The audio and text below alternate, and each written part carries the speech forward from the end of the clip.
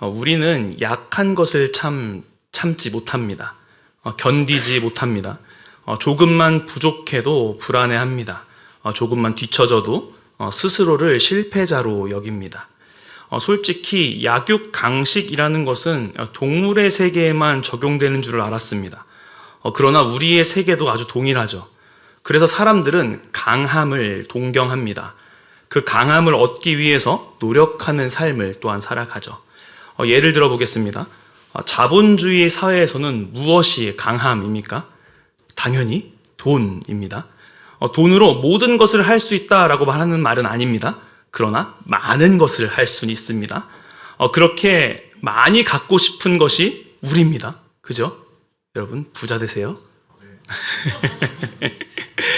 민주주의 사회에서는 어떻습니까? 목소리가 가진 힘이 있습니다. 그죠? 사람들은 자기의 의견을 존중받기를 원하며 같은 의견을 가진 사람들이 모여서 힘을 키워갑니다. 다수결의 원칙에 따라서 우리는 우리가 속한 공동체가 다수가 되기를 바랍니다. 실제적인 예는 더 많습니다. 운전할 때를 빼놓을 순 없죠. 끼어들면 참지 못합니다.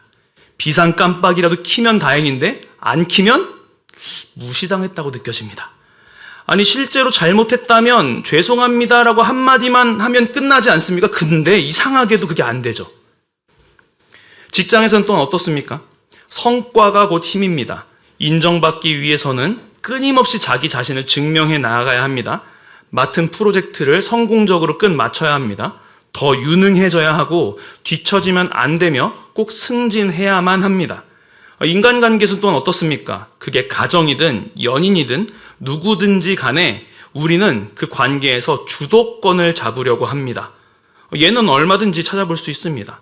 문제는 이러한 수많은 조건으로 자기 자신을 규정짓는다라는 것입니다. 그래서 그것이 없는 자신의 모습을 보면 참기가 힘듭니다. 갖지 못하면, 사람들에게 인정받지 못한다면 안 되는 것입니다. 약하면 끝나고 부족하면 가치가 없고 아프면 뒤처진다라고 여기는 것이죠. 그래서 어떻게 합니까? 사람들은 자신의 약함을 숨깁니다. 눈물요? 감춥니다. 상처요? 포장해야 합니다. 그러면 우리는 왜 이렇게 약함을 견디지 못하는 것일까요? 첫 번째는 잘못된 자기 사랑과 자기 인식 때문입니다. 우리는 하나님 안에서 자기 자신을 바라보는 것보다 자신의 성취와 능력으로 자신을 규정합니다. 평가합니다. 그래서 약하다면 존재의 가치까지 흔들리는 것입니다. 그리고 두 번째로는요, 하나님에 대한 오해 때문입니다. 예를 들어 선하신 하나님이라면, 공의의 하나님이라면 이래야 한다라고 이야기합니다. 이럴 순 없다라고 말합니다. 그렇다면 여기서 선과 공의는 도대체 누가 기준인 것입니까? 내가 생각하는 선과 내가 생각하는 공의에 하나님이 맞춰야 한다는 것이죠. 그뿐만이 아니라 하나님의 사랑을 받기 위해서는 조건이 필요하다고 여깁니다. 그러니까 뭘 안 하면 찝찝해합니다. 만약 내게 불행이라도 닥쳐온다면 기도하지 않아서 그런가? 예배에 빠져서 그런가? 신앙생활을 잘 못해서 그런가? 이렇게 여기기도 합니다. 그렇지만 성경은 전혀 다른 이야기를 하는 것입니다. 하나님은 우리의 약함을 제거하는 방식이 아니라 그 약함 속에서 그리스도의 능력을 드러내는 방식으로 일하십니다. 오늘의 본문이 그것을 딱 정리해 주는 것이죠. 실제로 바울은요, 부족한 사람이 아니었습니다. 예수님을 만나기 전 자신이 어떠한 사람이었는지를 빌립보서를 통해서 이렇게 이야기했습니다. 빌립보서 3장 4절에서 6절 말씀입니다. 그러나 나도 육체를 신뢰할 만하며 만일 누구든지 다른 이가 육체를 신뢰할 것이 있는 줄로 생각하면 나는 더욱 그러하리니 나는 8일 만에 할례를 받고 이스라엘 족속이요 베냐민 지파요 히브리인 중에 히브리인이요 율법으로는 바리새인이요 열심으로는 교회를 박해하고 율법의 의로는 흠이 없는 자라. 사람들이 말하는 기준으로도 끝내줬습니다. 하나님께서 아브람과 언약을 맺으시면서 아브라함이라는 이름을 주셨을 때 그 언약의 표징으로서 난지 8일 만에 앞으로 할례를 받을 것을 명했습니다. 바울이 사역했던 그 당시에 유대교로 개종했던 사람들이 많았었는데 그들은 성인이 된 이후에 뒤늦게 할례를 받았습니다. 그에 반해 바울은 8일 만에 할례를 받았다는 것이죠. 이는 태어날 때부터 언약 백성이었으며 자신이 정통 유대인이자 율법의 전통 아래에서 자라온 사람이라는 것을 보여주는 것입니다. 그만큼 자신의 부모님들도 하나님의 말씀을 지키는 자들이었는지를 보여주는 것이고요. 신앙의 가정이었던 것이죠. 그 뒤는 어떻습니까? 이스라엘의 족속이었습니다. 이방인이 아니었던 것이죠. 참 혈통이었던 것입니다. 이 종교적으로도 민족적으로도 언약적으로도 자부심을 가질 만한 사람이었습니다. 그 중에서도 베냐민 지파였습니다. 이 베냐민 지파는 12지파 중에서도 아주 명예롭게 여겨지는 지파 중에 하나였습니다. 왜냐하면 이스라엘 지파 중 가장 작았던 베냐민 지파에서 첫 왕 사울이 나왔고요. 북이스라엘이 타락했을 때조차도 이 남유다와 함께 남아있던 지파였습니다. 그리고 이 바울의 히브리식 이름이었던 이 사울도 이 베냐민 지파 왕 사울에게서부터 왔을 가능성이 큽니다. 즉 바울은 순수 혈통, 정통 유대인, 명문 지파 출신이라고 말하는 것입니다. 게다가 히브리인 중에 히브리인은요, 당시 헬라 문화권에서 헬라어를 사용하며 헬라 철학의 영향을 받았던 다른 반쯤 유대인과는 다르게 히브리 전통을 철저하게 지키며 당대 최고의 유대 엘리트였음을 말하는 것입니다. 특히 바울은 바리새인으로서 율법을 탁월하게 알았고 지킴에 있어서도 너무나도 열심이었던 것이고요. 게다가 바울은 로마의 시민권을 가졌던 사람이었죠. 예수님을 믿기 전에도 그는 유대 사회에서 엄청난 스펙을 가졌던 사람이었던 것입니다. 근데 예수님을 믿은 후엔 또 어떻습니까? 그 모든 것을 배설물로 여깁니다. 그뿐만 아니라 또한 신앙의 업적을 따진다면 이 예수님 다음으로 그 누구보다도 뛰어나다라고 이야기할 수 있을 것입니다. 먼저 바울은 이방인의 사도였습니다. 총 3번의 전도 여행을 떠납니다. 사도행전에 잘 기록되어 있죠.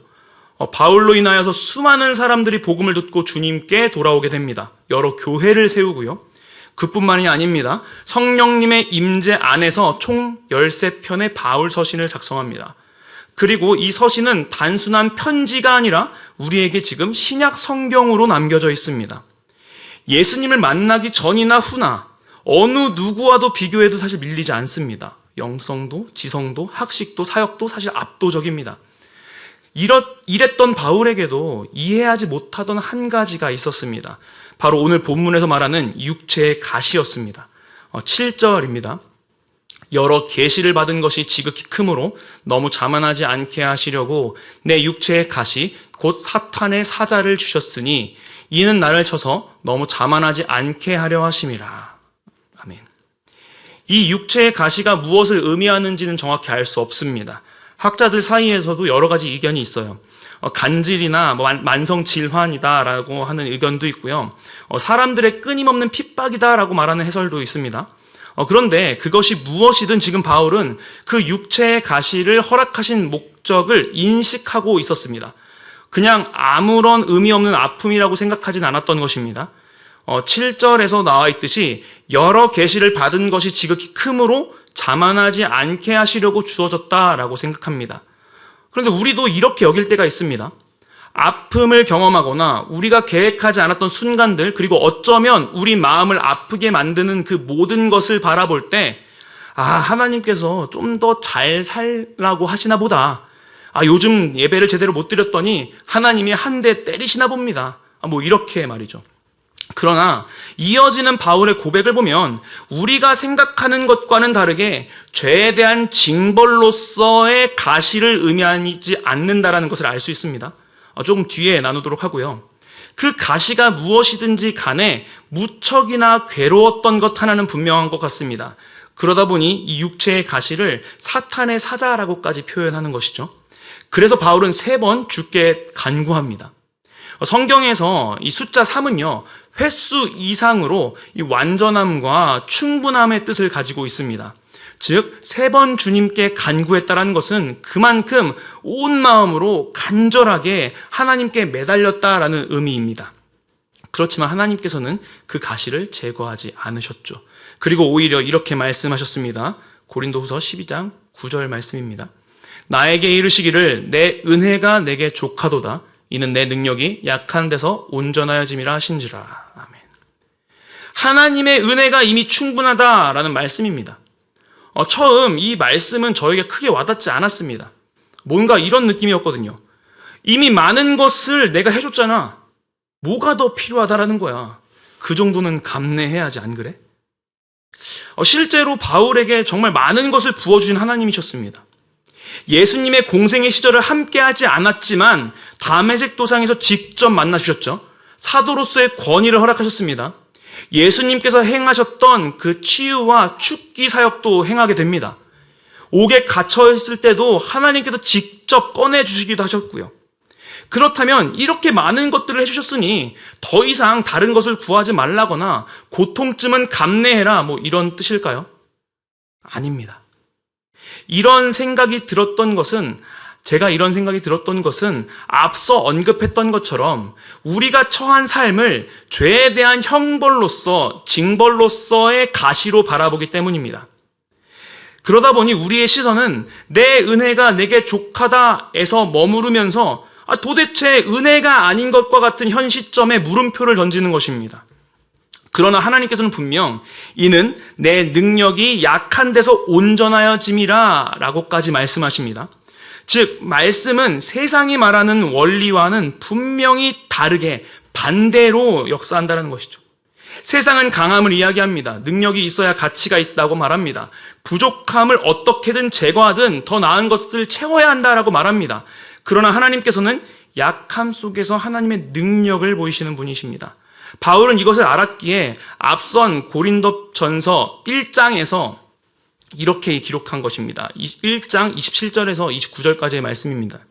그러나 하나님께서 세상에 미련한 것들을 택하사 지혜 있는 자들을 부끄럽게 하려 하시고 세상에 약한 것들을 택하사 강한 것들을 부끄럽게 하려 하시며 하나님께서 세상에 천한 것들과 멸시받는 것들과 없는 것들을 택하사 있는 것들을 폐하려 하시나니 이는 아무 육체도 하나님 앞에서 자랑하지 못하게 하려 하심이라. 아멘.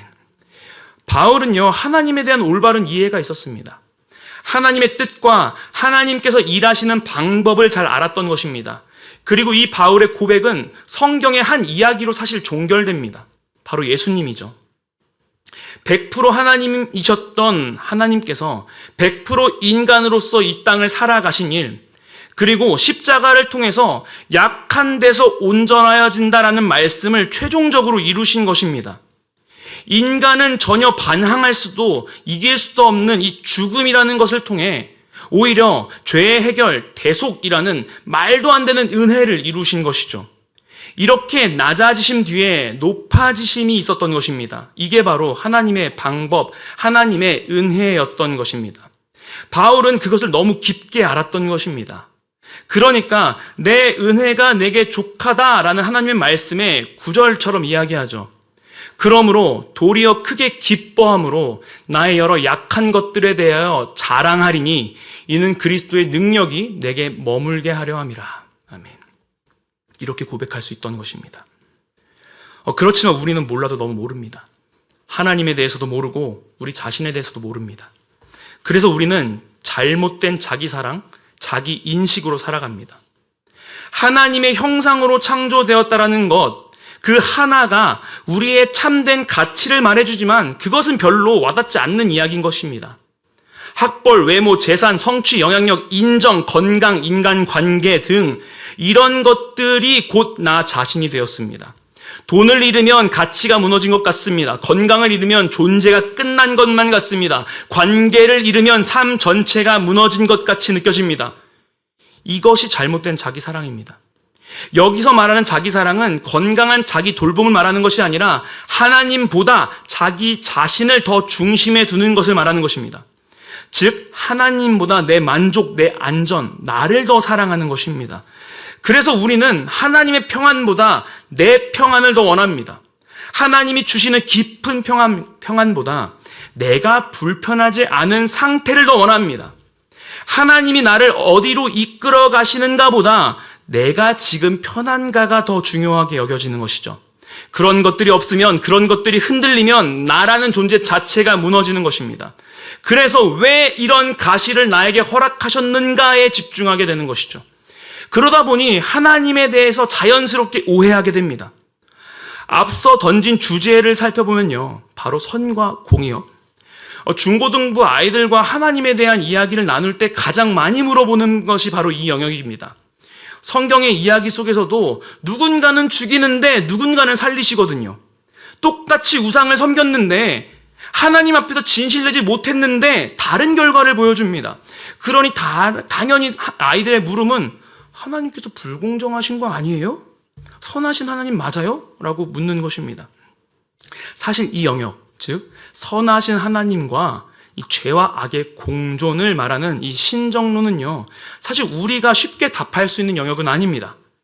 왜냐하면 이 신정론조차 그 기준이 인간에게 있기 때문입니다. 하나님처럼 되어 선과 악을 가지고 와 스스로 판단하려는 것, 그것이 무엇이었습니까? 창세기 아담이 지은 원죄 아닙니까? 그리고 그 원죄가 여전히 우리의 삶 가운데 깊은 곳에 있는 것입니다. 그렇기에 인간의 눈으로 바라보는 하나님은 그래서 한계와 모순투성인 것입니다.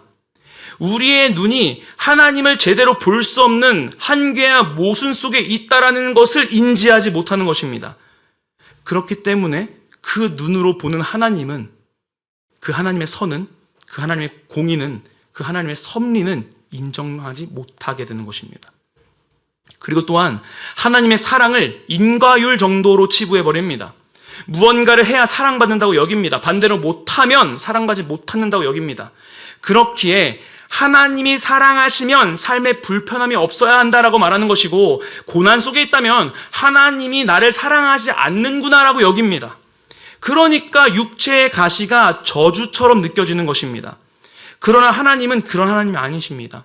제가 너무나도 좋아하고 자주 나누는 말씀인데요, 스바냐 3장 17절 말씀입니다. 아주 잘 아시는 말씀일 것입니다. 함께 한번 읽어볼까요? 시작. 너의 하나님 여호와가 너의 가운데 계시니 그는 구원을 베푸실 전능자이시라. 그가 너로 말미암아 기쁨을 이기지 못하시며 너를 잠잠히 사랑하시며 너로 말미암아 즐거이 부르며 기뻐하시리라 하리라. 아멘. 이 스바냐가 사역했던 시기는 남유다 시대였고요. 그 시대에는 우상 숭배와 위선과 불의로 가득했던 시기입니다. 이 요시야 왕이 개혁을 단행했었지만 많은 백성들이 진심으로 돌이켰던 것도 아니었고 상당 부분 외적이고 형식적인 개혁이었습니다. 그래서 요시야 사후 남유다는 곧바로 다시 타락합니다. 그런데 그런 시기에 스바냐를 통한 하나님의 뜻은 구원이었습니다. 구원을 선포하시면서 그날에 너로 말미암아 기쁨을 이기지 못하시며 너를 잠잠히 사랑하시며 너로 말미암아 즐거이 부르며 기뻐할 것이다 라고 말씀하십니다.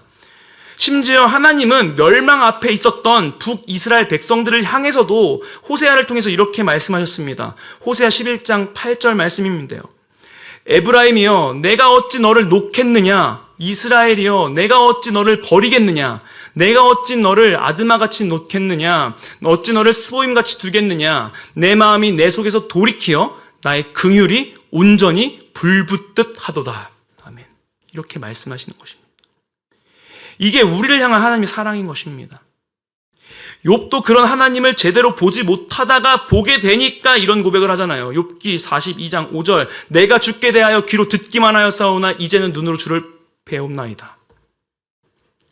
하나님과의 만남이 욥의 시선을 바꿔주셨던 것처럼 바울을 변화시켰던 것입니다. 그러니 육체의 가시에 대한 해석이 완전히 달라졌던 것이죠. 고린도후서 9장 뒷부분과 10절을 한번 보겠습니다. 나의 여러 약한 것들에 대하여 자랑하리니 이는 그리스도의 능력이 내게 머물게 하려 함이라.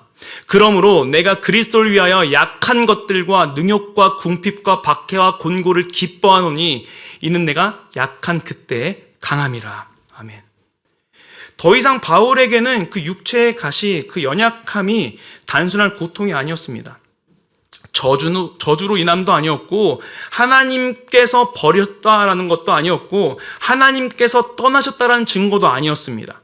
그렇게 징벌로서의 가시가 아니라 오히려 하나님께서 함께 하심을 기억하는 장치가 되었던 것입니다.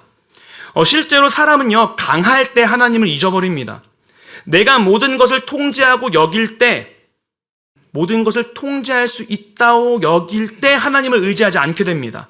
그것을 제일 잘 드러내주는 성경 이야기가 바로 다윗과 밧세바 이야기 아니겠습니까? 태평성대였던 솔로몬의 시대 때는 또한 어떻습니까? 결국 우상 숭배로 넘어지게 되죠. 심지어 그 강대국이었던 이스라엘이 분열되고 멸망의 길로 걸어가는 출발점이 됩니다. 그렇지만 약함은 인간의 교만함을 깨트립니다. 상황과 환경뿐만 아니라 나 자신의 마음조차도 통제하지 못하는 연약한 존재라는 것을 발견하게 되는 것이죠. 그렇기 때문에 이 약함은 하나님께 나아가는 그 길이 되는 것입니다. 그렇게 바울은 그리스도를 위하여 약한 것들과 능욕과 궁핍과 박해와 곤고를 기뻐한다라고 이야기하는 것입니다. 그 모든 것이 하나님께로 나아가기로 만들며 하나님께서 무엇보다도 실제적인 능력을 허락하시는 분이라는 것을 알았던 것입니다. 그리고 그 강함은요, 에베소서 3장 16절에 이렇게 말합니다. 그의 영광의 풍성함을 따라 그의 성령으로 말미암아 너희 속사람을 능력으로 강건하게 하시오며. 아멘. 우리의 속사람을 강건하게 붙드십니다. 그제서야 우리는 우리의 약함이 더 이상 우리를 규정짓지 않는다라는 것을 아는 것입니다. 아무리 약함이 크더라도, 심지어 그것이 엄청난 죄성이더라도 하나님의 사랑에서 끊어낼 수 없다라는 사실을 듣는 것이 아니라 이제 눈으로 보게 되는 것입니다. 우리는요, 정말로 약함을 부끄러워하는 세대에 살고 있습니다. 약한 모습을 보이고 싶지 않습니다. 부족한 모습을 보이고 싶어 하지도 않습니다. 뭔가 이루지 못한 내 모습을 부끄러워하거나 매번 무너지는 내 자신에 한탄합니다. 죄의 영역에선 더욱 그렇죠. 드러난다면 인정하기보다 가리기 바쁩니다. 참 인정하기 어렵습니다. 그것조차 상황과 환경이나 다른 사람에게 그 이유를 돌려버립니다. 나 자신을 하나님의 형상으로 바라보지 못할 뿐더러 하나님조차 그렇게 바라보지 않는다라고 여깁니다. 잘못된 자기 인식과 하나님에 대한 오해로 살아갑니다. 그러나 오늘 본문을 통해 살펴봤듯이 우리의 가치는요, 세상의 것으로 규정되지 않습니다. 하나님께서는 우리의 어떠함으로 우리를 바라보지 않습니다. 오직 우리를 향한 무한하고 영원하신 긍휼하심으로 바라봅니다. 그리고 오랜 시간 걸쳐서 여러 사람들을 통해서 기록된 이 성경을 통해서 하나님의 방법은, 하나님의 뜻은 세상과 다름을 보여주셨고, 예수 그리스도를 통해서 약함을 통해 온전함을 이루심조차도 직접 하나님께서 보여주셨습니다. 또한 하나님께서는요, 실제로 약한 자를 통해서 일하셨습니다. 모세는 말을 잘 못했다고 고백합니다. 예레미야도 자기는 어리다고 두려워했습니다. 예수님의 가장 옆에서 12 제자들 중에서도 특히 많은 역할들을 감당했고 주를 위해서 죽겠다고 고백했던 베드로도 예수님을 3번 부인합니다. 말만 번지르르 했지 실패했습니다. 그리고 오늘의 본문의 바울도 간절하게 기도할 만큼 육체의 가시로 인한 어려움이 있었습니다. 그러나 하나님께서는 그 약함 속에서 하나님의 능력을 드러내셨던 것입니다. 사랑하는 이음교회 성도 여러분들, 가시로 여겨지는 상황들이 있습니까? 없어지지 않는 문제, 계속되는 고통, 재정, 경제적인 어려움, 세상이 말하는 그 강함을 갖지 못함에 혹 무너져 있지는 않습니까? 그러나 우리는요, 약함이 없어야 사는 사람들이 아닙니다. 우리의 약함 속에서도 하나님의 은혜가 충분하기 때문에 살아가는 사람입니다. 고린도후서 13장 4절 말씀입니다. 그리스도께서 약하심으로 십자가에 못 박히셨으나 하나님의 능력으로 살아 계시니 우리도 그 안에서 약하나 너희에게 대하여 하나님의 능력으로 그와 함께 살리라. 아멘. 그래서 오늘 붙들어야 할 것은 내 능력이 아니라 하나님의 능력인 것입니다. 그리스도의 능력인 것입니다. 내 강함이 아니라 십자가의 은혜인 것입니다. 그리고 무엇보다도 하나님께서는요, 그 능력까지도 주시는 분이십니다. 이사야 40장 29절에서 31절 말씀을 우리가 함께 한 목소리로 읽어봤으면 좋겠습니다. 시작. 피곤한 자에게는 능력을 주시며 무능한 자에게는 힘을 더하시나니 소년이라도 피곤하며 곤비하며 장정이라도 넘어지며 쓰러지되 오직 여호와를 앙망하는 자는 새 힘을 얻으리니 독수리가 날개치며 올라감 같을 것이요 다른 박질하여도 곤비하지 아니하겠고 걸어가도 피곤하지 아니하리로다. 아멘. 약함을 통해 강함을 이루어 가시는 하나님을 신뢰하는 우리 모두가 되기를 소망합니다. 그리고 그 힘 가운데, 정말 그 능력 가운데 매 순간을 살아감으로 하나님께서 여러분들의 삶 가운데 직접 역사하심을 눈으로 바라보기를 원합니다. 그냥 귀로 듣는 것 말고 말이죠. 또한 그 사랑에 힘입어 서로의 연약함을 품어주며 함께 나아가기를 원합니다. 교회는 인간들이 모인 공동체 아닙니까? 우리라고 해서 하나님께서 죄를 해결해 주셨지만 여전히 의인이라고 불려지는 죄인입니다. 그렇기 때문에 여전히 우리는 부족합니다. 그렇기 때문에 우리가 하는 일들은, 우리가 하는 사역은, 우리가 하는 설교는, 우리가 하는 신방은, 만남은, 행사는 다 완벽하지 않습니다. 언제나 불완전합니다. 그러나 그곳에서 드러나는 수많은 죄악들이 또한 있을 것입니다. 그러나 그것이 드러남에 우리는 집중하지 않았으면 좋겠습니다. 그것을 드러남에 오히려 기뻐하고 그것을 하나님 앞에 나아가며 우리의 연약함 속에서 일하시는 주님을, 그리고 그 죄악을 더 이상 연연해하지 아니하고 하나님 앞에 거룩하기로 결단하고 다시 한번 그것에 물러나면 되지 않겠습니까? 서로 그것을 도와줘야 합니다. 죄가 지적되었을 때 슬프죠. 하지만 그것이 하나님께로 나아감을 방해하는 것이 절대 아닙니다. 그 순간 우리가 더욱더 하나님께 나아갈 수 있기 때문에 우리가 오히려 기뻐할 수 있는 것입니다. 그런 마음가짐으로 우리가 함께 서로의 손을 잡고 함께 나아가는 우리 모두가 되기를 소망합니다. 우리 이 시간 말씀을 기억하며 약할 때 강함 되시네 라는 찬양을 함께 불렀으면 좋겠습니다.